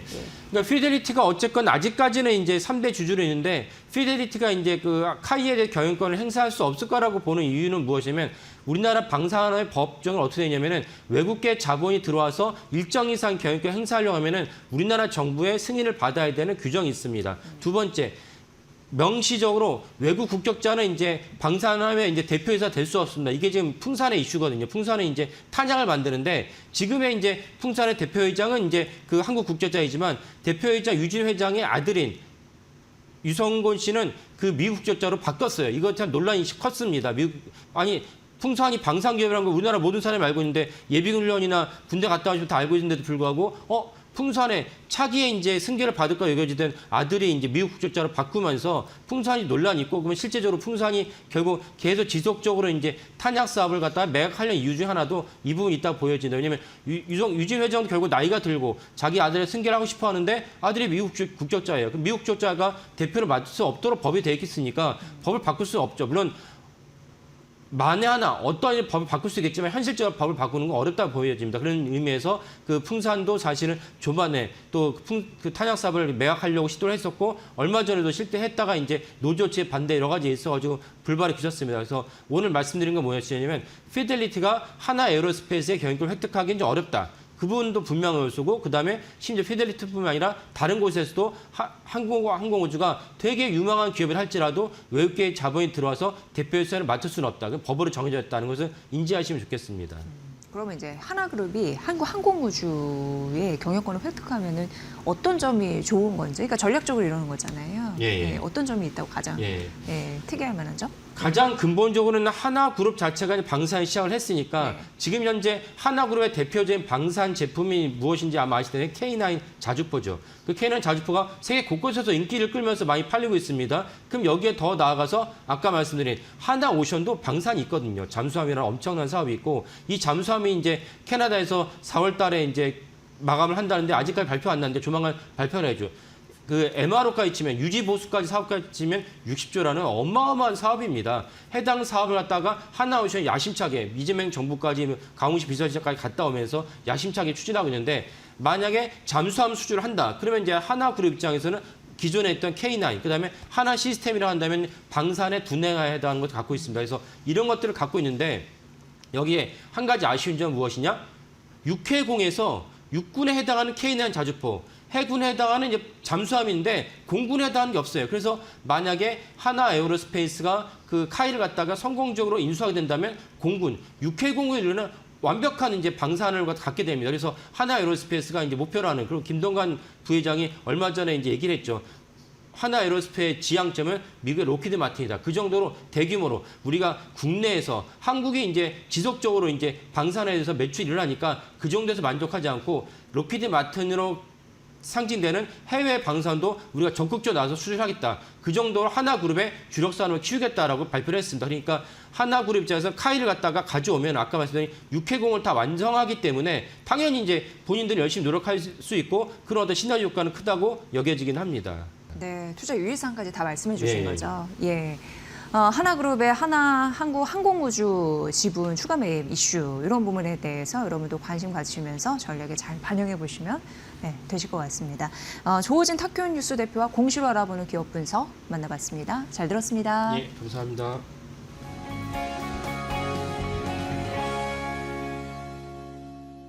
오늘은 여러분과 2차 전지 섹터 함께 알아보도록 하겠습니다. 굉장히 핫하죠. 놓칠 수 없는 수익률, 어떤 종목이 좋을지 기업 분석도 함께 해드릴 거고요. 오늘 이 시간은 전민경 독립리서치 아리스 연구원 모셨습니다. 어서 오세요. 네, 안녕하세요. 네, 반갑습니다. 자, 일단 2차 전지 섹터 사실 미국과 이란의 전쟁 국면 속에서 더 부각되는 흐름들이 나타났는데 왜 이렇게 주목이 되는 건지 그 업계 분위기 좀 전해주세요. 네, 이제 예. 미 이란 갈등이 어느 정도 소강 상태에 접어든 듯 보이지만 지정학적 불확실성은 여전히 남아 있고요.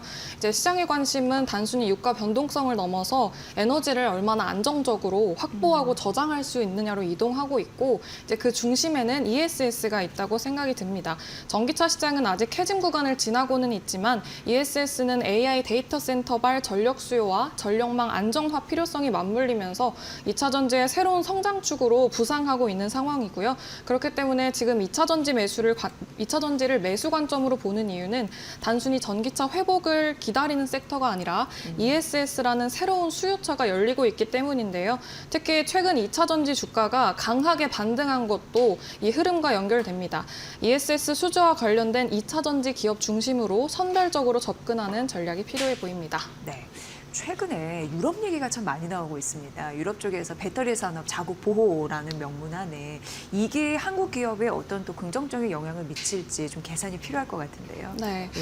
이제 유럽의 배터리 산업 보호 정책이 한국 2차 전지 산업의 기회 요인으로 볼 수 있는데요. 유럽의 배터리 핵심은 유럽이 배터리를 단순 부품이 아니라 전기차와 ESS, 재생에너지 확대를 위한 전략 산업으로 보고 있다는 점입니다. 유럽은 배터리를 유럽 안에서 더 많이 생산하고 특정 국가에 대한 원자재나 소재 의존도를 낮추려는 방향으로 움직이고 있고요. 여기에 배터리를 탄소 배출이나 원재료의 출처, 재활용 정보까지 이제 관리하려는 흐름으로도 강화되고 있습니다. 이제 이 과정에서 한국 기업 중에 유럽 현지 생산 거점, 비중국 공급망, 글로벌 고객사 대응 경험을 갖춘 기업들이 주목을 앞으로 받을 수 있을 것으로 보입니다. 근데 이제 중국도 굉장히 점유율이 크지 않나요? 근데 그런 네. 부분이 궁금하고 그럼에도 K배터리가 유리한 이유가 있을 것 같은데 그 결정적인 근거는 어디에 찾아볼 수 있을까요? 네, 중국이 배터리 시장에서 강한 건 맞습니다. 네. 이제 특히 LFP 배터리나 흑연, 전구체 분야에서 중국의 영향력이 굉장히 큰데요.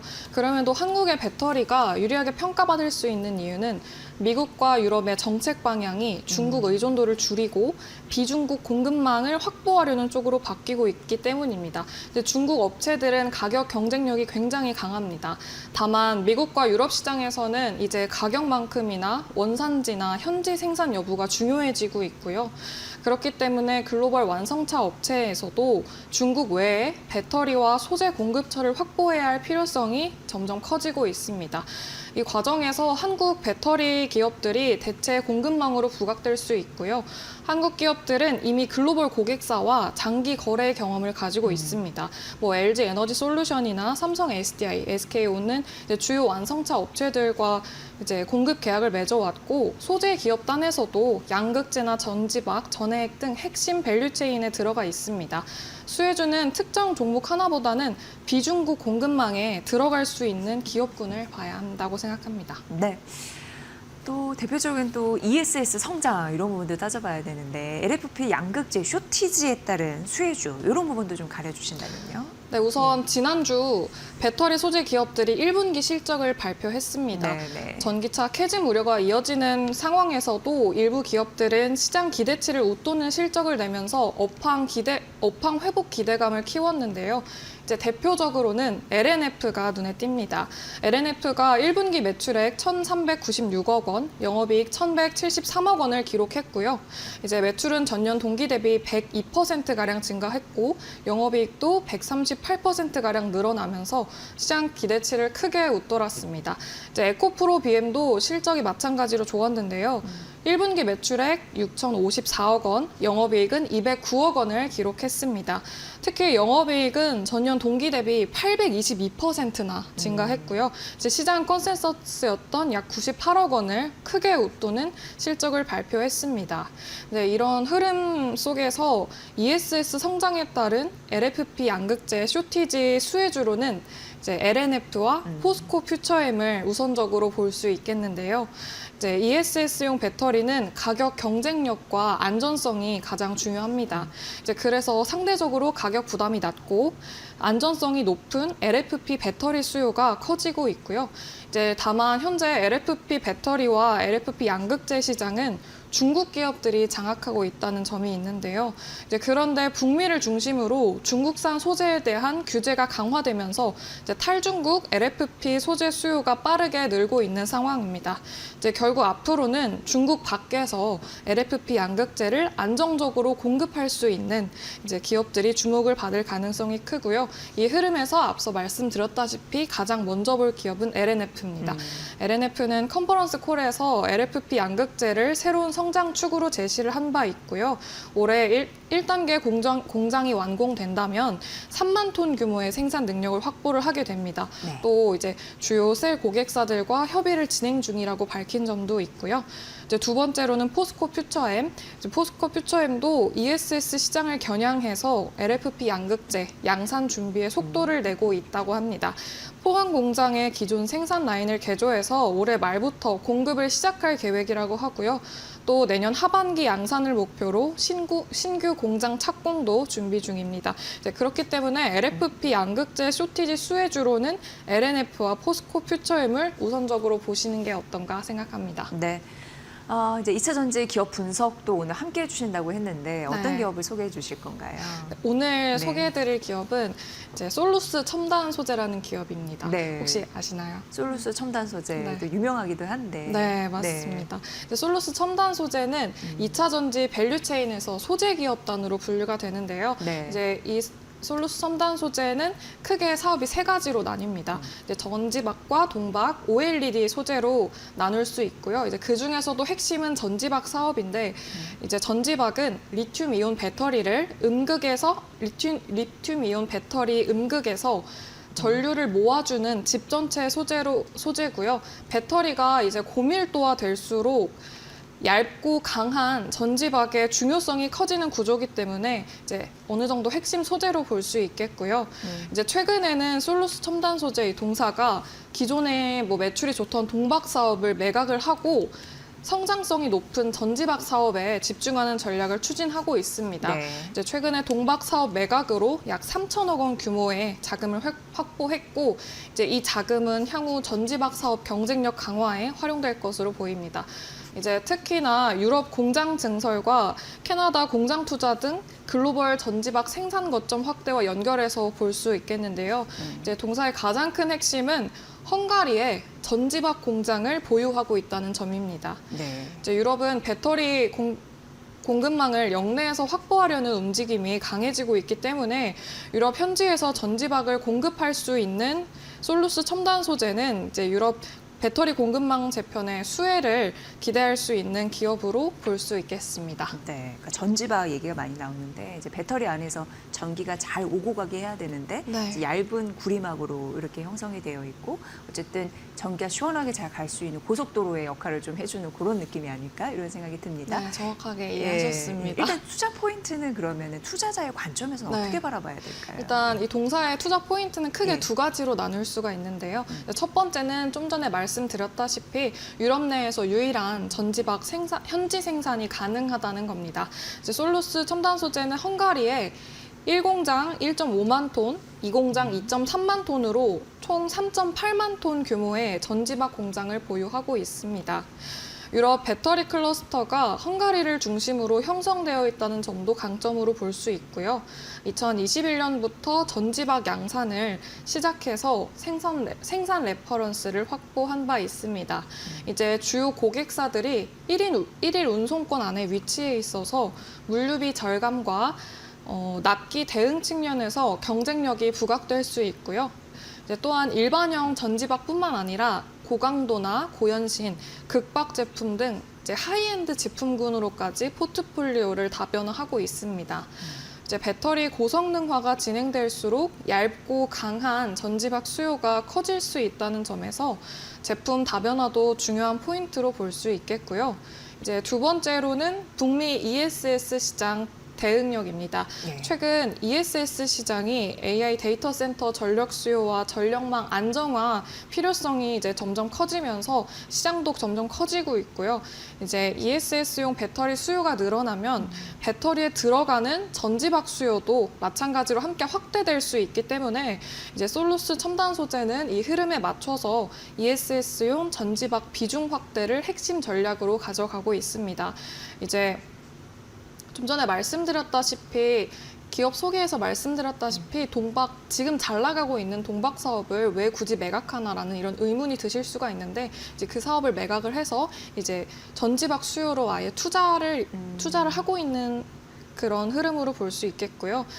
이제 특히 북미 시장에서 ESS용 전지박 공급 물량을 늘리고 캐나다 공장을 통해서 네. 이제 현지 수요에 대응하려는 전략을 추진 중입니다. 이제 정리한다면 이제 유럽 헝가리 공장을 기반으로 현지 공급망 경쟁력을 갖추고 있고 이제 북미 캐나다 공장을 통해서 ESS 성장에 대응하려는 전지박 기업으로 볼 수 있겠다라고 말씀드릴 수 있습니다. 네. 앞으로 이제 주가가 잘 가려면 모름지기 실적 전망 굉장히 중요하더라고요. 요즘 네. 특히나 잘 나올까요? 잘 나오니까 이제 소개해 주시긴 하겠지만 얼마나 이제 드라마틱하게 튈까 이런 부분이 좀 궁금합니다. 사실은 네. 이제 1분기 실적까지 이렇게 별로 좋지는 네. 않지만 이제 네. 그 주목해봐야 할 만한 포인트가 있습니다. 예. 이제 2026년 전지박 중심의 실적 회복 구간으로 볼 수 있는데요. 이제 26년도에 올해 연결 기준 매출액 전망치를 5,330억 원으로 제시를 한 바 있습니다. 다만 이제 5,330억 원이 이제 전년도에 비교한다면 오히려 더 낮은 전망치가 아닌가 이런 생각이 들 수가 있지만요. 네, 네. 이제 이 수치가 아까 말씀드렸던 동박 사업, 잘 나가는 매출이 제일 잘 나오는 동박 사업을 매각한 걸 반영해서 이제 매각 예정인 동박 사업 실적을 제외한 기준이라고 볼 수 있겠고요. 네, 1분기에는 매출 1,926억 원, 영업 손실 220억 원으로 아직 적자가 이어졌습니다. 이제 그렇지만 다만 전지박 매출은 610억 원으로 전분기 대비 47%나 증가하면서 회복 신호가 확인된 것으로 보입니다. 네. 연구원님이 말씀해 주실 때 어쨌든 제일 중요한 게 전지박이었는데 이쪽에서는 괄목할 만한 게 성장이 나오니까 이쪽을 보면서 아 투자 포인트를 좀 잡았구나 이런 생각이 들었고요. 네. 기업 분석해 드릴 때 또 가장 놓치면 안 되는 것이 투자 유의사항이거든요. 그렇죠. 네, 리스크가 좀 있을까요? 어떤 네. 걸 뽑으셨을까요? 리스크 요인으로는 이제 네. 뭐 2차 전지 관련주가 대체적으로 뭐 동일한 리스크 요인이 있을 텐데요. 이제 첫 번째로는 이제 전기차 시장의 회복 속도 지연과 두 번째로는 캐즘 장기화 리스크가 있습니다. 글로벌 전기차 수요 회복이 예상보다 지연될 경우에는 당초 기대했던 전지박 사업의 흑자 전환 시점이 2027년 이후로 밀릴 위험이 존재합니다. 네. 특히 캐나다 등 아까 말씀드렸던 신규 공장 가동 초기에는 아무래도 막대한 감가상각비와 운영비 등 고정비 부담이 집중되기 때문에 공장 가동률이 본궤도에 오르기 전까지는 단기 영업이익이 시장 기대치를 밑돌 가능성에 유의해야 합니다. 네, 오늘 이렇게 코스피 종목 솔루스 첨단 소재에 대해서 말씀해 주셨고요. 지금 5월 이제 중순으로 접어듭니다.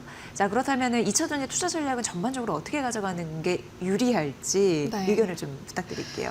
네, 2차 전지 섹터는 이제 전기차 수요 정체를 지나서 이제 ESS라는 새로운 성장축으로 관심이 이동하는 구간으로 판단이 됩니다. 그렇기 때문에 전 종목이 함께 오르는 장세기보다는 종목별 차별화가 되는 장세로 볼 수 있겠고요. 5월 전략은 ESS 수혜 기업 중심으로 선별적인 접근이 필요합니다. 특히 앞서 말씀드린 LNF와 솔루스 첨단 소재를 우선적으로 체크해봐도 좋을 것 같다고 생각이 들고요. LNF가 1분기 어닝 서프라이즈 이후에 최근 증권가 리포트를 보시면 목표 주가 상향이 계속해서 줄줄이 이어집니다. 네. 이제 최대 35만 원까지 바라보는 시각도 있고요. 그렇기 때문에 저도 목표 주가 30만 원까지는 충분히 가능하지 않을까 생각이 들고요. 네. 이제 솔루스 첨단 소재도 전지박 실적 회복 기대가 붙으면서 이제 속속 목표 주가 상향 리포트가 나오고 있습니다. 2만 원까지도 바라보는 리포트가 시각도 있기 때문에 목표 주가 18,000원까지는 충분히 가지 않을까 생각이 듭니다. 네, 2차 전지 투자 전략 다 같이 잘 가는 건 아니고 종목별 차별화 정세 이런 네. 부분으로 옥석거리기 필요하다고 했는데 그중에서 중요한 게 이제 실적과 ESS 모멘텀이다. 이렇게 좀 정리를 해볼 수 있을 것 같습니다. 관련주의 흐름도 점검해 드렸으니까 잘 참고해 보시고요.